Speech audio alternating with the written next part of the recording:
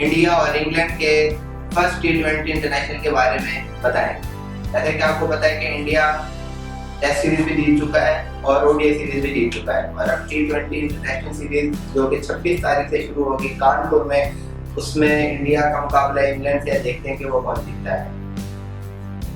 विराट कोहली की T20 international as a captain पहली series होगी और उम्मीद करेंगे कि वो चाहेंगे कि ज़ाहिर है कि वो भी जीतें। देखते हैं कि इसमें क्या होता है। सबसे पहले हम दोनों टीमों की स्ट्रेंथ और वीकनेसेस के बारे में डिस्कस करेंगे। सबसे पहले इंडिया के बारे में डिस्कस करते हैं कि इंडिया की क्या स्ट्रेंथ होगी। इंडिया की स्ट्रेंथ बैटिंग है, हमेशा से ही इंडिया की स्ट्रेंथ बैटिंग रही है। इंडिया के पास दुनिया के वर्ल्ड क्लास बैट्समैन है विराट कोहली, युवराज सिंह, एमएस धोनी की शक्ल में, जो कि किसी भी वक्त किसी भी मैच का माथा पलट सकते हैं। इसलिए इंडिया जो डिपेंड करेगा वो अपनी बैटिंग पर करेगा। और अगर बॉलिंग पे देखा जाए तो इंडिया की बॉलिंग भी T20 के लिहाज से काफी बेहतर है। इंडिया के पास T20 स्पेशलिस्ट 2 बॉलर हैं जो कि सिर्फ T20 में खेलते हैं। चाहर है, सिर्फ T20 में उनको शामिल किया गया। इसके अलावा मोस्ट एक्सपीरियंस बॉलर आशीष नेहरा को T20 स्क्वाड में शामिल किया गया है। 37 साल की उम्र में T20 खेल रहे हैं और बहुत अच्छी परफॉर्मेंस कर रहे हैं। देखते हैं कि वो अब इंडिया को T20 सीरीज तो आ सकते हैं कि नहीं। इंडिया की T20 साइड बहुत स्ट्रॉन्ग है। अगर देखा जाए इंडिया के पास बहुत अच्छे बैट्समैन हैं। केएल राहुल बहुत अच्छी फॉर्म में है, विराट कोहली, युवराज सिंह, एमएस धोनी, सुरेश रैना भी खेलेंगे T20 इंटरनेशनल, वो भी टीम में शामिल है। इंडिया बहुत स्ट्रॉन्ग साइड है और T20 इंटरनेशनल में इंग्लैंड को बहुत सख्त कंपटीशन का सामना करना पड़ेगा। अब इंग्लैंड की बात करते हैं। अगर इंग्लैंड की तरफ देखते हैं तो इंग्लैंड के T20 स्क्वाड और ओडीआई स्क्वाड ऑलमोस्ट सेम है।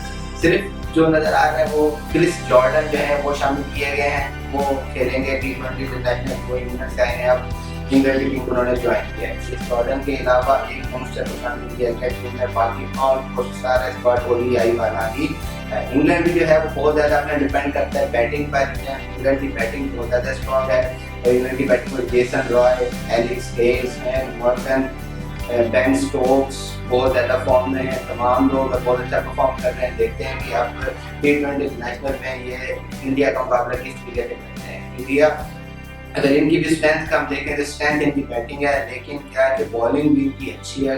इंडिया की जो मैं समझता हूँ इंडिया की बॉलिंग T20 इंटरनेशनल की इंग्लैंड से ज़्यादा बेहतर है। लेकिन इंग्लैंड के पास अच्छे फास्ट बॉलर हैं, स्पिनर इनके पास वर्ल्ड क्लास कोई भी नहीं है। स्पिनर की मोइन अली की मदद ही लेंगे, ये मोइन अली हेल्प करेंगे। रात के दरमियान में 2-3 ओवर करते हैं, किसी बॉलर को सपोर्ट करें तो मार खा रहा हो तो वो भी कर सकते हैं। अदरवाइज कोई स्पेशलिस्ट स्पिनर ये नहीं खिलाएंगे।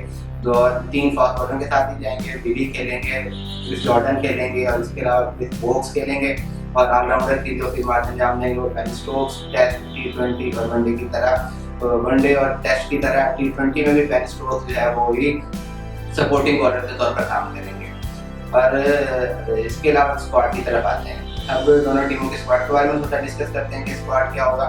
स्क्वाड जो नजर आ रहा है वो इंडिया की टीम की, सबसे पहले इंडिया के स्क्वाड के बारे में डिस्कस करते हैं। तो इंडिया का जो स्क्वाड होगा वो केएल राहुल तो ओपनर नहीं है। क्या सवाल ये पैदा होता है कि केएल राहुल का साथ देने के लिए कौन आएगा टीम में। रोहित शर्मा वो भी अनफिट है, शेखर धवन वो भी अनफिट है। 2 यंगस्टर्स को शामिल किया गया है। मनदीप सिंह इनका साथ देने के लिए आएंगे या ऋषभ में जो उम्मीद की जा रही है, जो मुझे भी नजर आ रहा है और जो एक्सपर्ट्स भी कह रहे हैं वो ऋषभ पैंट जो है वो साथ देंगे। 19 साल के यंगस्टर है, बिल्कुल नए हैं, लेफ्ट हैंड बैटिंग करते हैं और रणजी ट्रॉफी में बहुत अच्छी परफॉर्मेंस दे चुके हैं। इसलिए मोस्टली और यही कहा जा रहा है कि केएल राहुल और ऋषभ पैंट जो है वो ओपनिंग करेंगे। और बाकी बैटिंग में कोई तब्दीली के चांसेस नहीं है। विराट कोहली आएंगे, विराट कोहली को युवराज सिंह आएंगे, युवराज सिंह के बाद एमएस धोनी आएंगे और उसके बाद हो सकता है कि सुरेश रैना को चांस दिया जाए, क्योंकि सुरेश रैना जो है वो दरमियान में स्पिन बॉलिंग भी एक आधा ओवर निकाल जाते हैं और फील्डर भी बहुत अच्छे हैं। तो सुरेश रैना को चांस दिया जाएगा।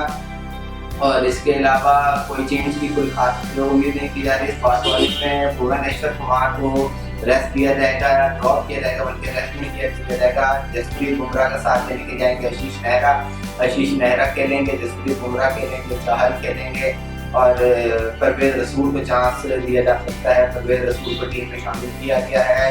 इंडिया ने अपने दोनों प्लेयर जो मेन उनके स्पिनर हैं, फर्स्ट चॉइस स्पिनर जिसको कहते हैं, वो रविंद्र जडेजा और रविचंद्रन अश्विन, उन दोनों को रेस्ट दिया गया। उनकी जगह पर परवेज रसूल को टीम में शामिल किया गया और अमित मिश्रा को शामिल किया गया। परवेज रसूल ने दोबारा रणजी ट्रॉफी में बहुत अच्छी परफॉर्मेंस दी है और काफी विकेट थे, जिसकी वजह से उनको दोबारा टीम में इंटरनेशनल टीम में शामिल किया गया और इंशाल्लाह उम्मीद भी यही की जा रही है कि उनको खिलाया भी जाएगा। और ऑन दी अदर हैंड अगर हम डिस्कस करते हैं इंग्लैंड की टीम का, तो इंग्लैंड की टीम में जो मेन तब्दीली है वो सिर्फ क्रिस जॉर्डन की ही होगी बॉलिंग डिपार्टमेंट में जो है डीजे बिली का साथ देने के लिए क्रिस जॉर्डन आएंगे। क्रिस जॉर्डन सिर्फ एक चेंज की मुझे होगी नजर आ रही है, अदरवाइज बाकी सारी साइड वही खेलेगी। एलेक्स हेल्स हो सकता है ना खेले, सैम बिलिंग्स को एक चांस दिया जाए। सैम बिलिंग्स अच्छी फॉर्म में है, अच्छे टच में दिखाई दिए, एक मैच वो खेले आखिरी तीसरा ओवर उन्होंने 38-40 स्कोर भी किया। तो जेसन रॉय का साथ ओपनिंग जो डिपार्टमेंट में वो सैम बिलिंग्स ही देंगे। उसके अलावा बाकी जो रूट एंड मॉर्गन ही खेलेंगे और मोइन अली का साथ देंगे।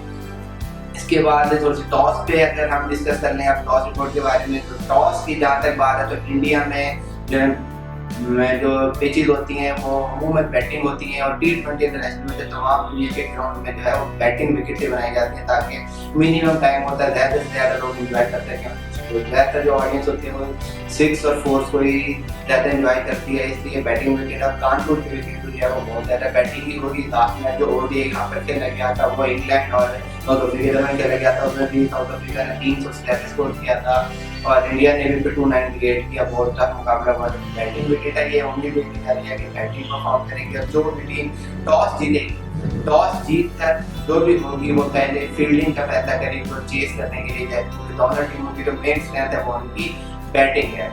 अब उस पिच के बारे में डिस्कस करें, जैसे पहले भी बता दूं कि पिच जो है वो बैटिंग को ज़्यादा सपोर्ट करेगी, बॉलिंग को नहीं करेगी। लेकिन पिच अगर मैंने भी उसकी थोड़ी सी देखी थी पिक्चर, तो वो ग्रीन नजर आ रही है, लेकिन हो सकता है कि फास्ट बॉलर को थोड़ी बहुत ही हेल्प मिले। अगर फास्ट बॉलर को हेल्प मिलती है तो इंग्लैंड की टीम फेवरेट होगी, इंग्लैंड ये मैच जीत सकती है, क्योंकि इंग्लैंड के पास जो फास्ट बॉलर है बहुत अच्छे हैं। डीजे बिली, बेन स्टोक्स, क्रिस वोक्स बहुत अच्छी, तीनों बहुत अच्छे स्विंग बॉलर हैं। और पुराने बॉल की तरफ जाएंगे क्रिस जॉर्डन, अगर इनको ज्वाइन करेंगे तो क्रिस जॉर्डन पुराने बॉल से बहुत अच्छा बॉल करते हैं, तो इसलिए फेवरेट जो है अगर विकेट ग्रीन ही हुई और उसने बिहेवियर भी उन्होंने ग्रीन का ही पेश किया, जैसा कि अमूमन जैसे कि पिछले मैंने हमने कोलकाता में देखा कि ग्रीन विकेट थी लेकिन उसमें ज़्यादा हेल्प नहीं दी फास्ट बॉलर्स को, स्पिनर्स को ही हेल्प किया, उसने बहुत ज़्यादा स्कोर भी उस विकेट पर बने। इंडिया से मैच में 5 रन से हारा, इसलिए हो सकता है कि जिसने भी ऐसे ही परफॉर्म किया बैटिंग की तरफ ही गई, बॉलिंग की तरफ ना आई, क्योंकि बार बार घास होता है लेकिन वो बॉलर्स को मदद भी देता।